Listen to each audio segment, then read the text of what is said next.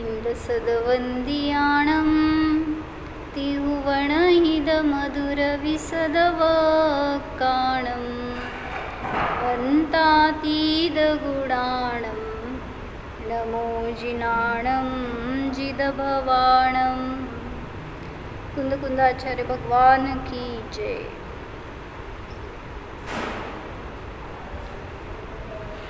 पंचास्तिकाय संग्रहामध्ये गाथा नंबर 13 बघत होतो आपण।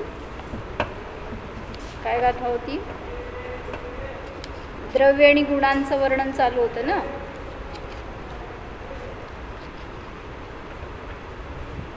मागच्या गाथेमध्ये सांगितलं होतं 12व्या गाथेमध्ये द्रव्य आणि पर्याय हे परस्पराशी अभिन्न असतात, द्रव्याचीच ती पर्याय असते। तसं आता या गाथेमध्ये सांगितलं होतं 13व्या गाथेमध्ये की द्रव्य आणि गुण हे परस्परापासून भिन्न नसतात।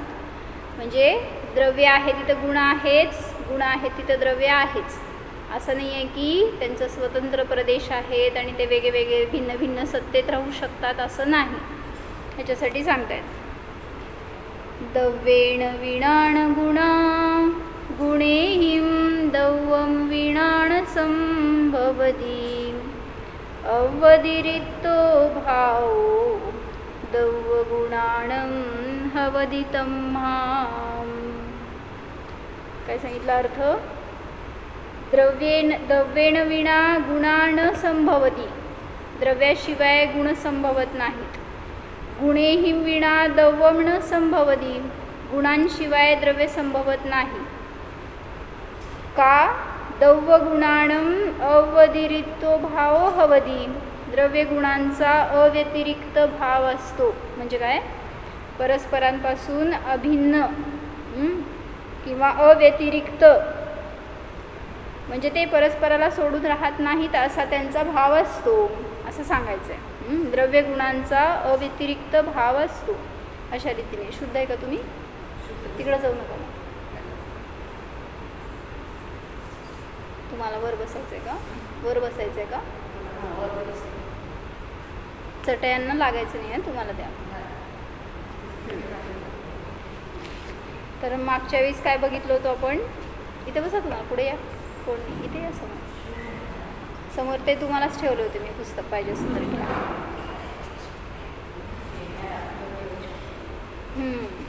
तर काय सांगायला लागले? द्रव्य आणि गुणांचा अव्यतिरिक्त भाव असतो, म्हणजे द्रव्य आणि गुण हे परस्परांना सोडून राहत नाहीत। जिथं गुण आहे तिथं द्रव्य आहे, द्रव्य आहे तिथं गुण आहे। कसला संबंध म्हणायचा? अविनाभाव संबंध आहे, किंवा कुठला संबंध आहे अजून? तादात्म्य संबंध आहे। द्रव्य आणि गुणांचा नित्य तादात्म्य संबंध आहे। तसंच घ्या, टेबल तुम्हालाच ठेवले, उचलून घ्या। काय सांगितलं? नित्य तादात्म्य संबंध आहे। मग ते का शिकायचं? कुठल्या न्यायाने सांगितला हा संबंध? द्रव्य गुणांचा संबंध कुठल्या न्यायाने सांगतो आपण? नाही, कुठल्या न्यायाने सांगतो? का सगळं ब्लँक झालं का थोड्या दिवसात सोनल? द्रव्य गुणांचा संबंध कुठल्या न्यायाने आहे रुपाली?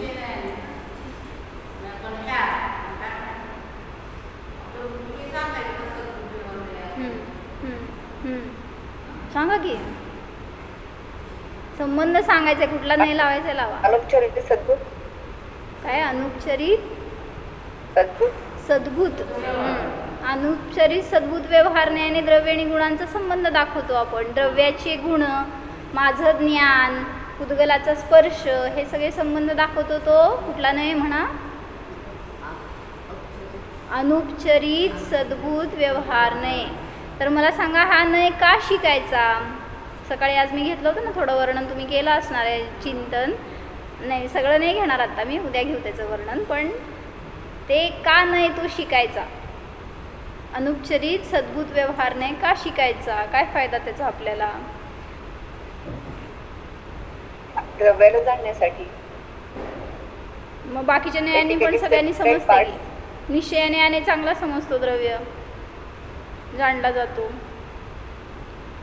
तो अभिन्न आहे ना, आपल्याला भेद करून करायला लागेल की आपल्याला. जेव्हा द्रव्य समजत नाही तेव्हा त्याचं भेद करून सांगणार. जसं तुम्ही एक डिश बनवली, छान लागली मला, मी तुम्हाला विचारलं कशी बनवली, तुम्ही काय म्हणणार? बनवली खा. मला कसं समजणार तुम्ही कशी बनवली? मग तुम्हाला भेद करून सांगावं लागलं ना. पहिला पिठात पाणी घातलं, मळलं, केलं, त्यात काय इन्ग्रेडियंट्स घातले, मग ती तळून पुरी केली, एटसेट्रा जे असेल ते. म्हणजे जे तुम्ही बनवला त्याचं भेद करून एक्सप्लेन करून सांगायचं असेल तर हा नय वापरला जातो. म्हणून व्यवहार नय हा भेद करून कथन करतो. मग जरी त्यांचा संबंध अभिन्न रूपाने आहे, तादात्म्य रूपाने आहे, ते कधीही एकमेकांपासून वेगळे होत नाहीत, तरीसुद्धा कथन करण्याच्या अपेक्षेने तिथं त्यामध्ये भेद करून सांगितला. म्हणून द्रव्य आणि गुण हे परस्परांशी सर्वदा जरी अभिन्न असतात तरीसुद्धा ते निश्चयाचं कथन आहे. व्यवहाराने त्यांच्यामध्ये भेद करून सांगितलं जाऊ शकतं. तर इथं त्यांनी चांगलं वर्णन घेतलंय थोडंसं वर्णिजींनी. शुद्ध अंतस्तत्व की आराध्यता, म्हणजे हे तुम्हाला समजून सगळं काय फायदा आहे की तुमचं स्वरूप शुद्ध आहे. तुमचे द्रव्यगुण पर्याय तुमच्या स्वचतुष्टयामध्येच आहेत, ह्याच्यापासून बाहेर जात नाहीत. तुमचीच पर्याय आहे जी उत्पन्न होणार, ती तुमचंच गुण आहेत. हे सगळं समजून तुम्हाला काय फायदा ह्याच्यासाठी म्हणून थोडंसं अध्यात्म सांगतायत. जिसको शुद्ध बनाना है उसको ज़रूरत है कि शुद्ध का ध्यान करे. कोणाला शुद्ध बनायचं आहे? हो, कोणाला बनायचं आहे? का तुम्ही शुद्ध नाही आहे? मग हां, असं म्हणायचं. पर्यायामध्ये अभिव्यक्ती नाही आहे. तुम्हाला इथं घेऊन या खुर्ची पुढं, ते दार बंद करा आणि मग खुर्ची घ्या म्हणजे दिसेल. आणि मग परत दार उघडा. राहू दे. काय म्हणले? हां, शुद्ध तर स्वभाव तर शुद्ध आहे. निगोदीपासून सगळ्यांचा स्वभाव शुद्ध आहे. पण ती शुद्धता जोपर्यंत पर्यायामध्ये अभिव्यक्त होत नाही तोपर्यंत अशुद्धच म्हटलं जाणार. म्हणून काय म्हटलं? म्हणा गाथा नंबर 186 समयसार म्हणा. वीर सागर महाराजांच्या समाधींवरची गाथा म्हणा की. बघू किती पटशिष्य आपण. नाही शिकली तरी आम्ही बघून बघून बघून बघून म्हणली. शुद्धम तुवियाणंतो शुद्धम चेव पयम लहदी जीव. इतकी मस्त आहे ना गाथा. ध्यानात सारखं घ्या, चिंतन करा तर अनुभव होणार. मी शुद्ध आहे तर शुद्धच का नाही मी प्रतीतीला येत? का अशुद्धता होते माया पर्यायामध्ये? जो शुद्धाला विषय करून जाणतो त्याचं ते ज्ञान शुद्धतेला प्राप्त होतं. शुद्धम तुवियाणंतो शुद्धम चेव पयम लहदी जीवो. जो शुद्धला विषय करून जाणतो तो शुद्धच आत्म्याला प्राप्त होतो. मग तुम्हाला ध्यान का होत नाही शुद्धाचं? तुमच्याकडंच आहे कारण. सांगा का होत नाही? ज्यांचं कंप्लेंट असते ना, आम्ही ध्यान करतो पण आम्हाला शुद्धात्मा नाही दिसत. का नाही दिसत? शुद्धाला नाही जाणत, शुद्धाला विषय करत नाही, अशुद्धाला विषय करता. म्हणून अशुद्धच जाणण्यात येतो तुमचा विषय. जाणंतो दु अशुद्धम अशुद्धमेव पयम लहदी. अशुद्धाला जाणणार तर अशुद्धच आत्मानुभव होणार. कसा आहे हो तुमचा आत्मा? दिसला का शुद्ध आहे? मग का नाही दिसत? कारण मी आजपर्यंत त्याला विषयच बनवला नाही. किती मोठी चूक आहे. कोण देणार हो तुम्हाला तुमचा विषय? कोणाकडे जायचं आणायला हे सांगायला लागले ह्या पॅरेग्राफमध्ये बरं का.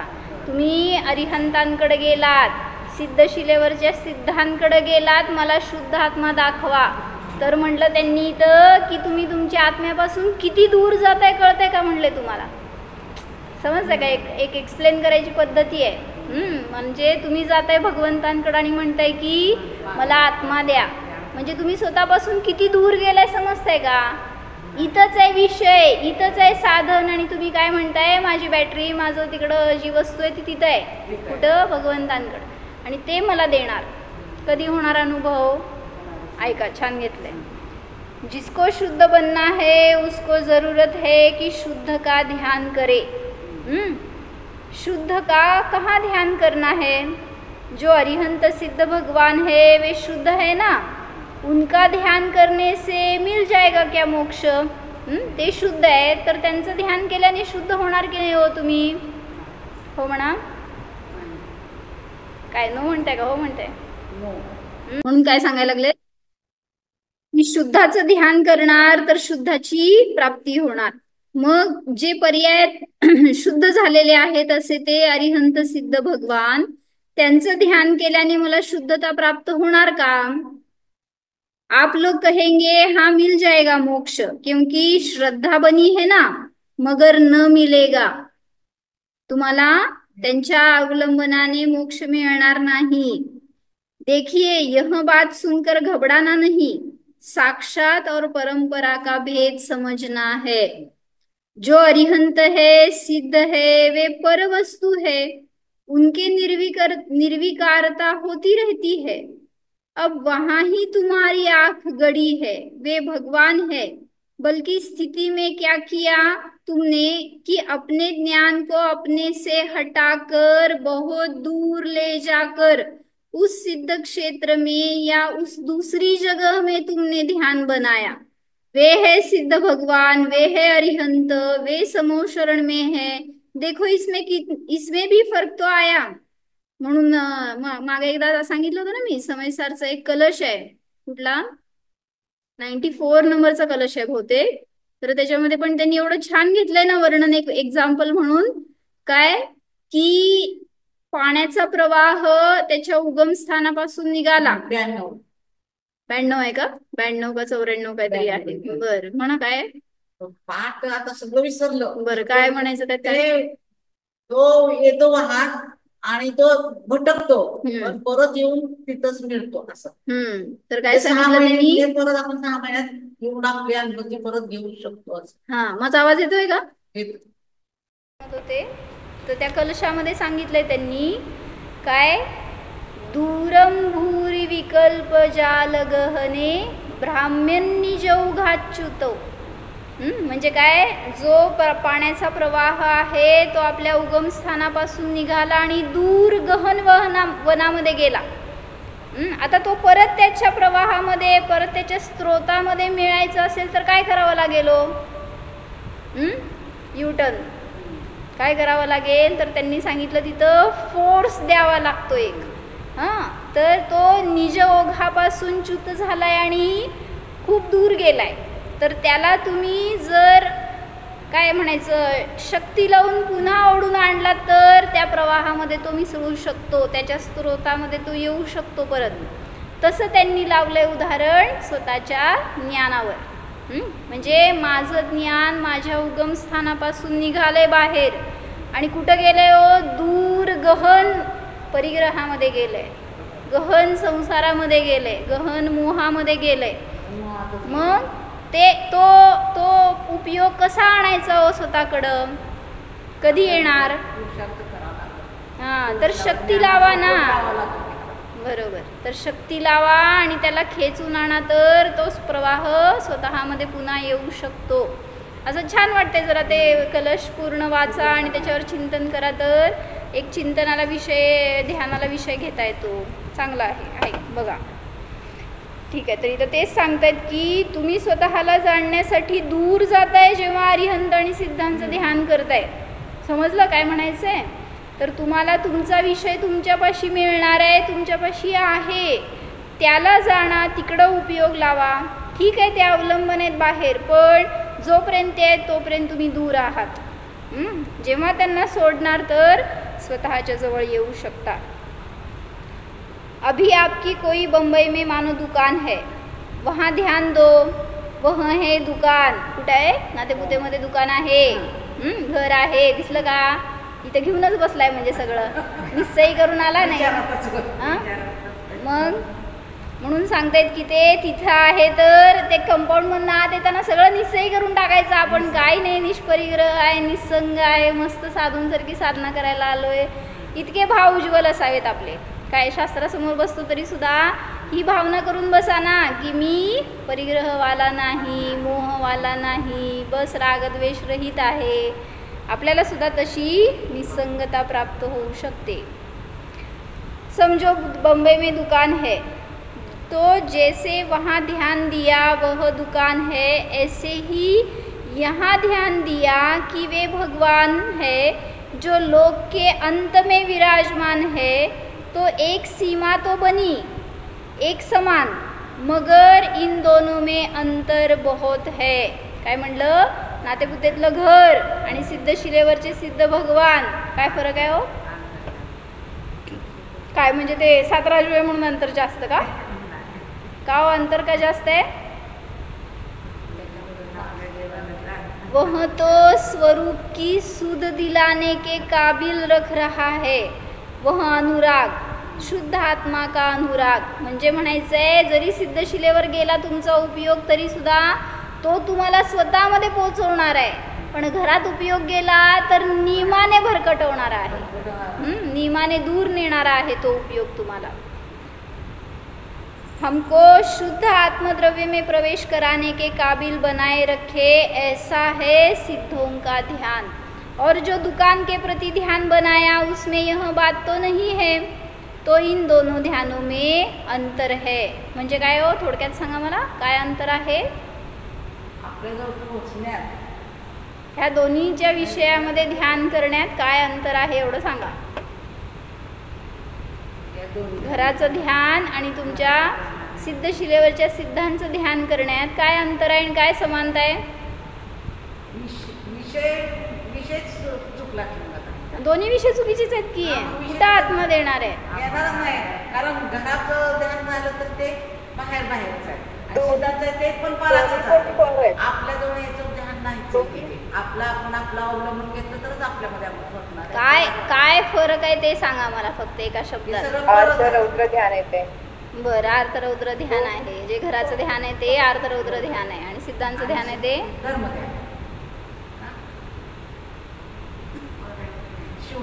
का भीती वाटाली का म्हणायला तुम्हाला? धर्मध्यान आहे, कारण भगवंतांनी सांगितलेलं सगळं वचनमध्येच आज्ञा, पाय विचय, विपाक विचय सगळं येणार आहे ना. बरं ठीक आहे, अजून काय फरक आहे दोन्ही विषयामध्ये? काय म्हणली तू राणी, ते मी नाही ऐकले.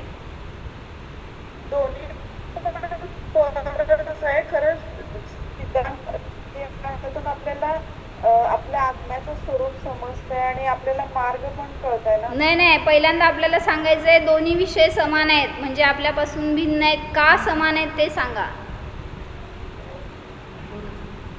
दोन्ही पण पर. बरं ठीक आहे, बरोबर आहे, दोन्ही परविषय आहेत. जेव्हा तुम्ही त्या परविषयाला धरणार तेव्हा स्वतःपासून दूरच जाणार आहात, म्हणून ते दोन्ही समान आहेत, जे तुम्हाला स्वतःपासून दूर नेणारे आहेत. आणि दोघांमध्ये डिफरन्स काय हो सुजाता काकी? कुठे आहे? अप्रशस्त आणि प्रशस्त ध्यान. हां, अजून जरा सोप्या शब्दात सांगायला, या मोठे शब्द समजत नाही आम्हाला. संसाराला कारण आहे. दुसरं परंपरा मोक्ष. हां बरं, सांभाळले लगेच त्यांनी तुला. अजून सोप्या शब्दात सांगा. एक मोहाचा विषय आहे आणि एक निर्मोहता दाखवणारा आहे. म्हणजे घर, परिवार, संघ, दुकान वगैरे हे काय सांगायला लागले दीपक भैया? मोह वाढवणारा आहे. आणि तेच जे सिद्धांचं ध्यान करणार तर, किंवा सिद्धांना विषय करणार आपल्या ज्ञानामध्ये, तर नियमाने ते निर्मोहता, वीतरागता, निसंगता दाखवणारं आहे. तसं आपलं स्वरूप आहे हे दाखवणारं आहे. म्हणून त्या दोघांना जरी विषय गेला तरी आत्मा मिळणार नाही. पण काय म्हणायचं, एक स्टेप आहे ती. अशुभातून शुद्धामध्ये जाण्यापूर्वी शुभाला धरावं लागतं, म्हणून सांगितलं शुभ हे एक अवलंबन आहे, पण हेयच आहे. ही बुद्धी असेल तर शुभसुद्धा तुमचं योग्य आहे, नाहीतर शुभाला धरून बसणार तर नुसतं ते सामान्य शुभ नाही आहे ना, ते शुद्धाकडे नेणारं शुभ.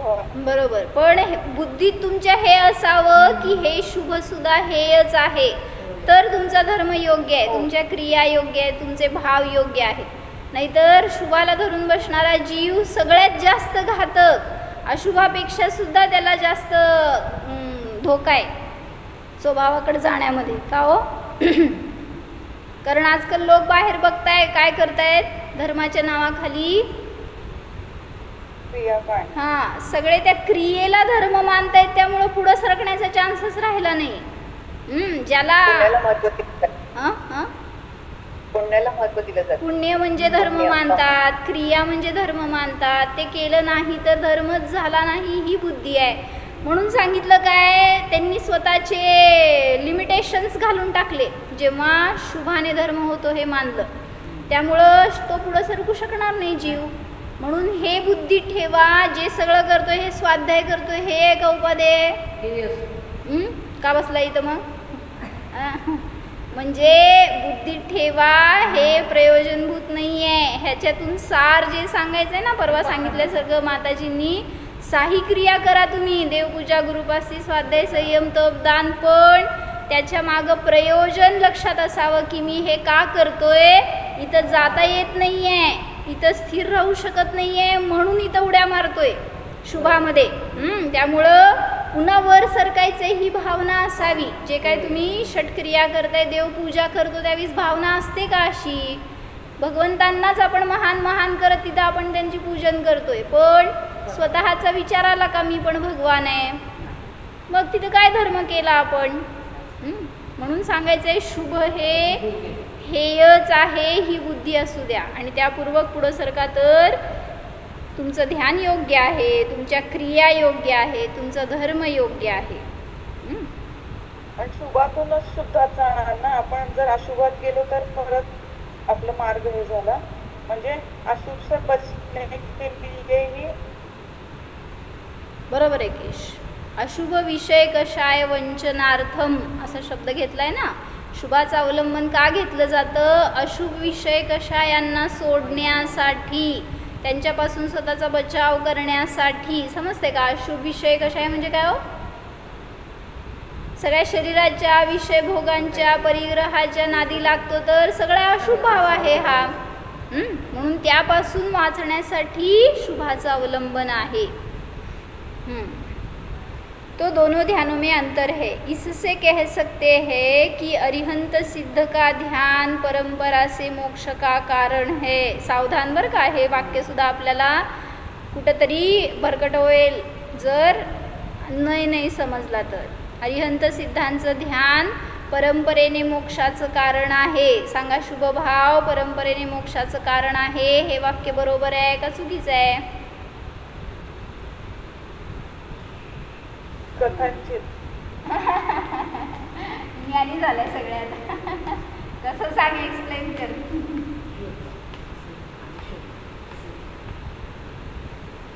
त्यांच्याप्रमाणेच मी आहे हे आपल्याला.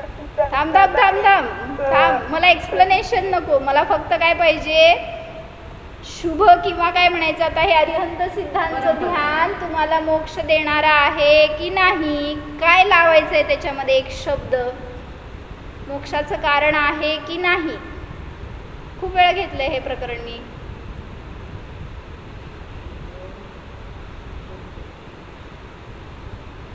अरिहंत सिद्धांचं ध्यान मोक्षाला कारण आहे तर का, नाही तर का?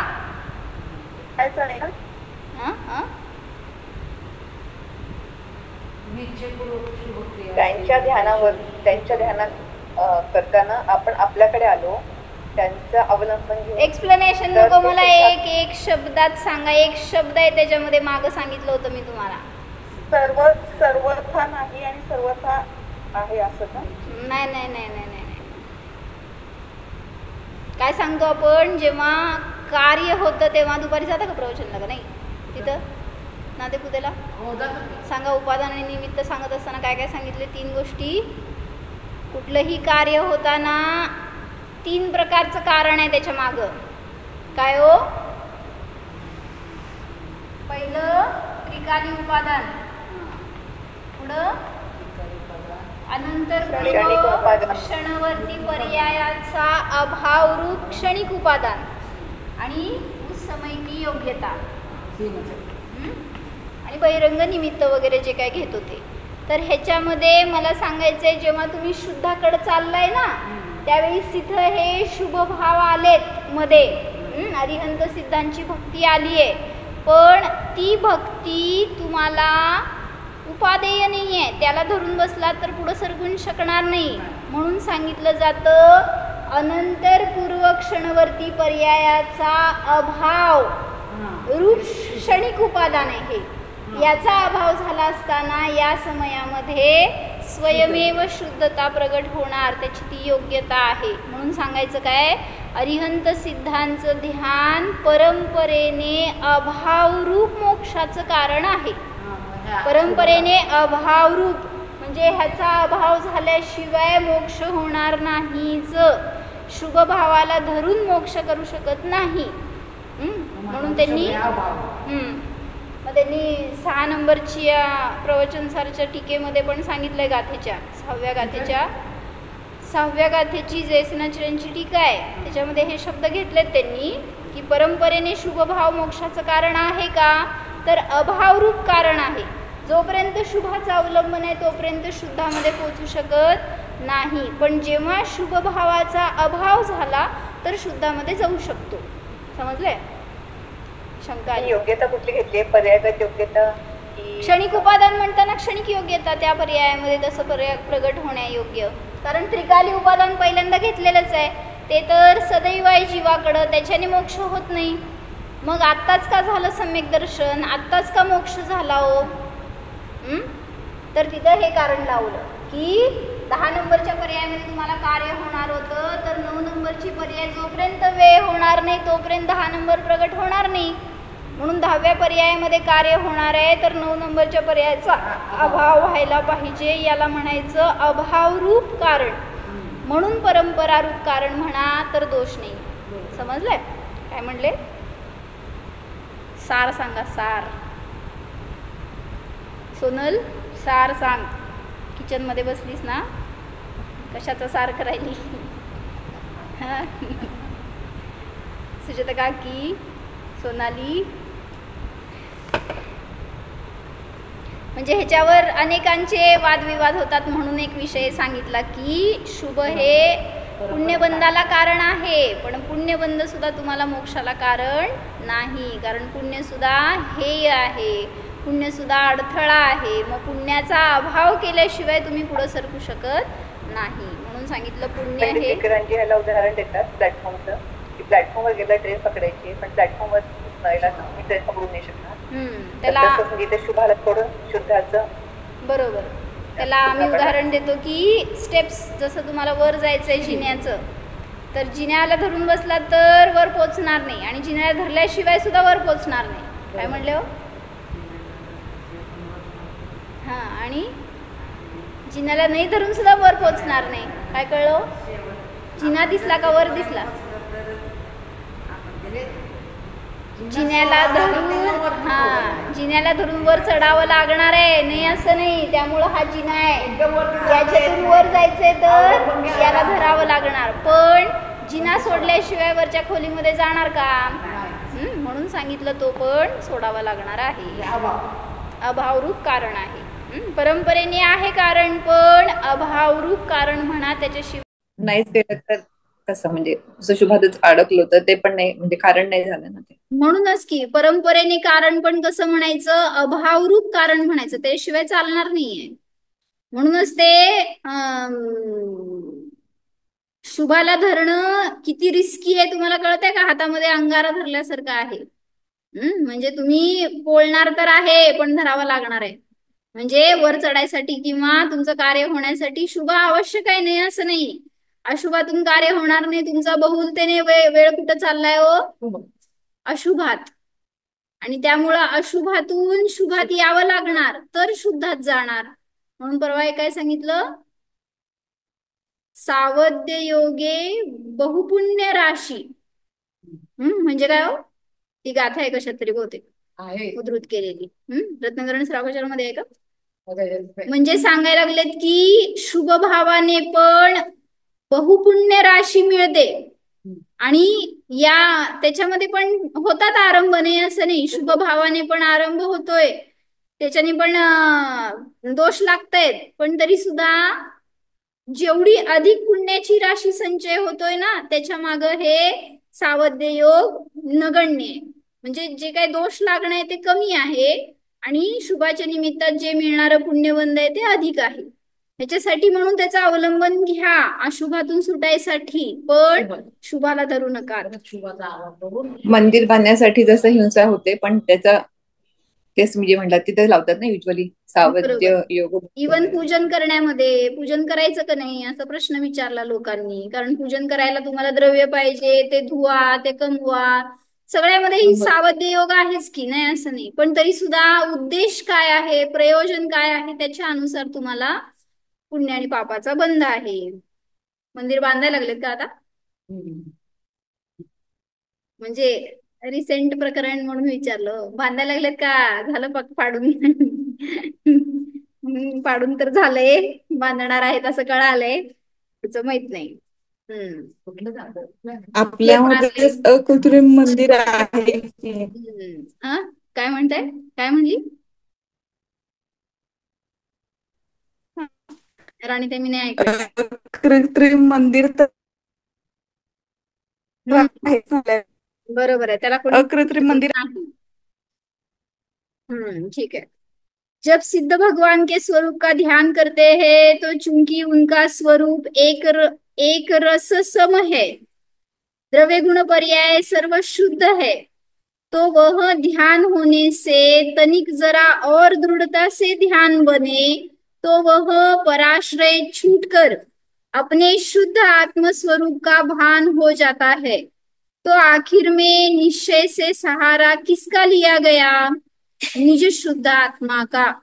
जोपर्यंत शुद्ध आत्म्याचा सहारा घेणार नाही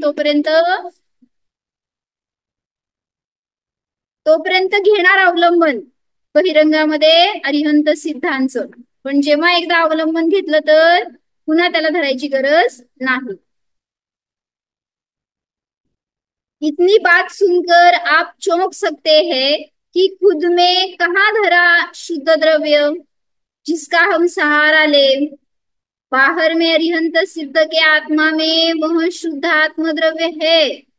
उसके लिए तुम कह रहे कि उसके विकल्प में साक्षात मुक्ति नहीं है और यहाँ शुद्ध आत्म द्रव्य नहीं है, राग द्वेष मोह भरा है, यहाँ सहारा ले कैसे? कळलं काय म्हणायचंय? काय सांगितलं? म्हणायचंय की आम्हाला दिसतंय साक्षात अरिहंत सिद्ध हे कसे शुद्ध आहेत, मग त्यांचा अवलंबन न घेता तुम्ही सांगताय जो आमचा आत्मा आम्हाला दिसत नाही किंवा शुद्ध आहे त्याचा अवलंबन घेऊन शुद्धता कशी प्राप्त होणार, असं शंका करायला विचारायचंय. काय चुकलं सांगा त्याचं?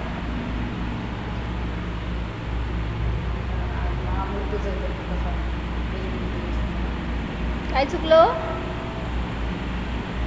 त्यांनी स्वतःला पर्याय रूप मात्र पाहिलं, द्रव्य रूप दिसलंच नाही. द्रव्य रूप तर द्रव्य दृष्टी करी सर्व थिर परजय थिर है कोण.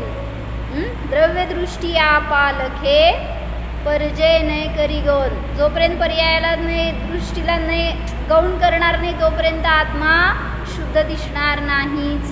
ज्याला कोणाला आत्म्याचं ध्यान करायचं त्यांच्यासाठी सांगतायत की पर्याय रूप पाहू नका, स्वतःला पर्यायाला गौण करा, पर्यायाला मुख्यता देऊ नका. आणि ती नाही तो पर्याय काय म्हणायचं गौण होणार आहे जेव्हा तुम्ही आत्म्याला शुद्ध म्हणून पाहणार ना, द्रव्य दृष्टीने पाहणार ना, तर तिथं ती पर्याय गौण होणार. त्याला दूर करायला पण जाऊ नका. मी कोण आहे? हो, स्त्री आहे, मनुष्य आहे, दुःखी आहे, सुखी आहे, कोण आहे मी?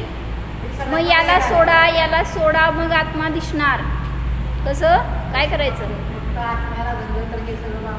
हे सोडा म्हणलं तर ते सोडायला अनंत काळ जाईल, कारण अनंत पर्याय तुमच्या अशा बाहेर अशुद्ध. त्यामुळं ज्याला मुख्यता देणार त्याच्या बाकीची सगळी गौण सहज होऊ जातात. शुद्ध द्रव्य मायने यहाँ यह नहीं है कि जहाँ राग नहीं, द्वेष नहीं, मोह नहीं, पवित्रता है, निर्विकार दशा है, उसे शुद्ध आत्मद्रव्य कहा जा रहा है. बड़ा ध्यान देने की बात है, किंतु एकत्व, एकाकी, एक अकेला आत्मा ही आत्मा यह ध्यान में दो. इसका क्या मतलब है? उस आत्मद्रव्य के साथ कर्म न सोचे, विभाव न सोचे, नरक तिर्यंच मनुष्य देव पर्याय न सोचे, और की बात तो दूर रहो, जो भीतर जानकारी अवस्थाएं होती है उन पर भी ध्यान न दे, उन सब विकल्पों को हटावे, केवल एक आत्म तत्व। अब उसके साथ स्वभाव भी आएगा। स्वभाव बिना द्रव्य नहीं होता, स्वभाव रूप में ही द्रव्य का परिचय बनेगा। सो स्वभावमय जानो। काय सांगायला लागलेत, म्हणजे एक चांगलं झालं होतं दुपारचं प्रकरण, त्यामध्ये सांगितलं होतं त्यांनी की तुम्ही म्हणताय की आत्म्याचा अनुभव का नाही होत, तर आमच्या कर्मांचा उदय आहे. कुठल्या कर्मांचा उदय? कुठल्या कर्मांचा उदय आहे म्हणून आत्म्याचा अनुभव होत नाही? कुठल्या कर्मांचा उदय हो? दर्शन मोहनीय. आता तो मोहनीय तुम्हाला किती धरून ठेवतोय? जायचं नाही आत्म्याकडं. किती धरून ठेवतोय हो? काय केलं म्हणजे आपण आपली शेंडी मोहाच्या हातात दिली आहे, त्यांनी मला अनुभव होऊ देत नाही. म्हणजे म्हणायचं आहे ठीक आहे जाऊ देत, कर्मांचा उदय निमित्त आहे, पण त्यांनी त्याच्या पुढं जाऊन सांगितलं की कर्मांचा उदय जरी असेल तरी सुद्धा त्याच्याबरोबर त्याचं नो कर्म असतं, ज्याचं सहकार्य असतं तुमच्या कर्मांच्या उदयामध्ये साथ देण्यासाठी. एक्झाम्पल काय? कुदेव कुगुरु कुशास्त्र किंवा तुमचे जबरदस्त मोह रागद्वेषाचे परिणाम, अनंतानुबंधीजनित जे काय परिणाम आहेत ते परिणाम, त्याच्या योग्य जी काय बहिरंग सामग्री आहे ते सगळं नो कर्म आहे. मग जोपर्यंत त्याच्या आसक्तीमध्ये राहणार, त्याच्या सहवासामध्ये राहणार, तोपर्यंत हा कर्मांचा उदय प्रबळ राहणार. म्हणून प्रत्येक कर्माच्या मागं त्याचं नो कर्म असतं, हे त्यांनी चांगलं घेतलं होतं त्याच्यामध्ये. मग त्या नो कर्माला आपण इम्पॉर्टन्स देत नाही, म्हणून व्रताधिकांचं जे काय वर्णन सांगितलं जातं, चरणानियोग सांगितला गेला, या नो कर्मापासून स्वतःला दूर करण्यासाठी सांगितलं आहे. थोडं चिंतन करा, चांगला विषय आहे. तर कशा रीतीने आपण स्वतःकडे जाऊ शकतो, तर या नो कर्मापासून स्वतःला थोडंसं वाचवा आणि जे शुभ नो कर्म आहे, जे की तुम्हाला सहाय्यक आहे, त्याचं अवलंबन घ्या, तर आपल्याला सुद्धा मोक्ष मार्ग आणि मोक्ष अवघड नाही. आपल्याला सुद्धा आपला आत्मा मिळणं अवघड नाही. आपल्याला म्हणजे करत नाही, काय करत नाही ते, पण ते असतं. हां, म्हणजे ते शुभ रूप तर असेल किंवा अशुभ रूप तर असेल.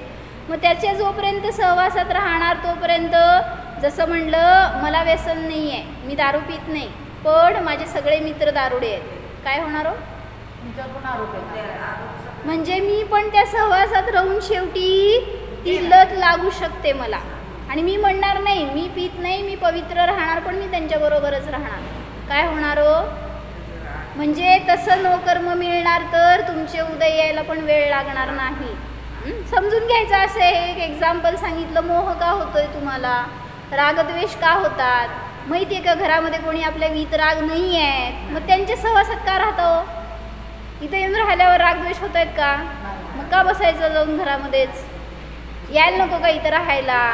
हां, मग त्यांच्या सहवासात राहणार तर तेच भाव राहणार, तशीच आसक्ती राहणार. मग ते नोकर्म तुम्हाला घातक आहे, तर का त्यांच्याबरोबर राहायचं? काय म्हणते काकी? कोण कोण प्रिय आहे घरामध्ये? हां, मुलगा, सून, नातू, नातवांचे नातवं, सगळे असे सगळे आलेत. आता ते म्हणतेच जावा तुमचं कल्याण करा, आत्मकल्याण, पण नाही. माझं म्हणा, माझं सुटत नाही म्हणा, आपलं नाही.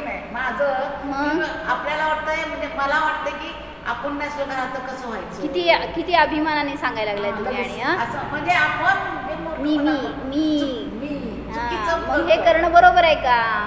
ठीक आहे, घरात राहावा, पण हेय भावना असावी आपली की कधी मी हे सोडणार, हे सगळं माझ्यासाठी त्याज्य आहे, यांच्यामध्ये मी अडकतोय, किती चुकतंय, इतकी जर आतून तुटण्याची भावना असेल ना, तुम्ही राहणं सुद्धा चुकीचं नाही तिथं. मग असं सांगितलं म्हणजे निघणारच बाहेर. जसं सुदर्शन श्रेष्ठी, जंबूस्वामी नाही का, 4 स्त्रियांमध्ये राहिले रात्रभर, पण भावना कशी होती अंतरंगामध्ये? इतकी तीव्र भावना आहे का आपली? पण करा की बघा, किती सुंदर आपल्याला अनुभव येणार आणि आपलं सगळं दुःख नष्ट होणार आहे. मग त्या दुःखाची सामग्री घेऊन बसलोय जवळ आपण आणि म्हणतोय आमचं दुःखच नष्ट होत नाही. सगळं नो कर्म तुम्ही दुःखाचं ठेवणार जवळ आणि सुखी होण्याचा प्रयत्न करणार. कर्मांचा उदय कसा सुटणार? म्हणून सांगतायत निष्कर्म स्वभावाचं अवलंबन घ्या तर कुठलेही नोकर्म सुद्धा तुम्हाला बाधक करू शकत नाहीत. जिसकी ख्याति के लिए सर्व विशुद्ध ज्ञान अधिकार बनाया गया समय सार में, उसे शुद्ध आत्मद्रव्य की बात कह रहे हैं. कैसे मिले, कैसे ज्ञान में आए? तो निर्विकल्प समाधि के बल से जो एक सहज परम आनंद का अनुभव हुआ, प्रतीति हुई, उस समय किया हुआ सुसंवेदन ज्ञान. ज्ञान अपने सहज ज्ञान स्वरूप को जान रहा है, यह स्थिति है. उस ज्ञान स्थिति के द्वारा यह शुद्ध आत्मद्रव्य जाना जाता है. क्या राग द्वेषादिक भाव नहीं, विकल्प नहीं, शरीर नहीं? अरे आंखें खुली तो है तो सही, अब नाही है उसकी दृष्टी में. सगळं आहे बहिरंगामध्ये. शरीर गेलं का हो ध्यान करायला बसल्यावर, शुद्ध झाल्यावर? सगळं आहे, कर्म आहेत, नो कर्म आहेत, सगळे विभाव भाव आहेत, सगळं शरीर आहे, बहिरंगातला संग आहे. पण जेव्हा अनुभव करतोय तेव्हा काहीच नाही. सगळं नष्ट झालंय तुमचं, माहिती आहे का? बसा ध्यानाला, सगळ्याला आग लावून टाकणार. मग चेलनेच्या श्रेणिक आणि चेलनेच्या गोष्टीमध्ये येतं ना, जेव्हा ते ध्यानाला बसले बौद्ध गुरु आणि ते काय म्हणाले, जेव्हा आम्ही ध्यान करतो तेव्हा मोक्षात पोचलेलो असतो, सिद्धशिलेवर असतो, अनंत आनंदात असतो आणि ध्यानातून बाहेर आल्यावर पुन्हा तुमच्यामध्ये येतो. असं म्हटल्यावर चेलनेनी काय केलं, जेव्हा ते ध्यानाला बसले तर सगळ्या त्या तंबूला आग लावून टाकली. आणि मग ते ओरडायला लागले की हे काय करायला लागलंय, जळालंय, आमचं शरीर जळालंय, आम्हाला भासतंय. मग श्रेणी घेऊन तिला ओरडतो, काय केली तू हे?